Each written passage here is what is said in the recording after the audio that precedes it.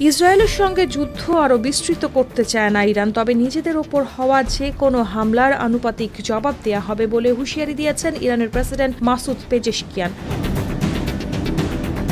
16 June তুরস্কের president Recep Tayyip এরদোয়ানের সঙ্গে ফোনালাপে তিনি কথা বলেন। ইরানের রাষ্ট্রীয় বার্তা সংস্থা এবং মার্কিন সংবাদ মাধ্যম CNN সূত্রে খবর নিশ্চিত করা হয়েছে।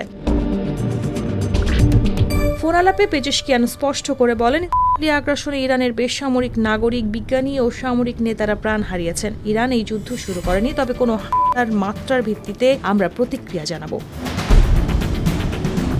তিনি আরও বলেন, যুক্তরাষ্ট্রের সঙ্গে পারমাণবিক আলোচনায় ইরানের অংশগ্রহণ নির্ভর করছে আঞ্চলিক দেশগুলোর উপর ইহুদিবাদী সরকারের আগ্রাসন বন্ধের উপর। তুরস্কের রাষ্ট্রীয় বার্তা সংস্থা জানায়, এই ফোনালাপে প্রেসিডেন্ট এরদোয়ান ইরানের নেতাকে আশ্বস্ত করে বলেন, আঞ্চলিক উত্তেজনা হ্রাস ও পারমাণবিক আলোচনায় ফেরার ব্যাপারে তুরস্ক গঠনমূলক ভূমিকা রাখতে প্রস্তুত। এদিকে G7 সম্মেলনের ফাঁকে কানাডার প্রধানমন্ত্রী মার্ক কার্নির সঙ্গে এক বৈঠকে যুক্তরাষ্ট্রের প্রেসিডেন্ট ডোনাল্ড ট্রাম্প বলেন, ইরান এই যুদ্ধে জিতছে না, তাই দেরি হওয়ার আগেই তাদের আলোচনায় বসা উচিত।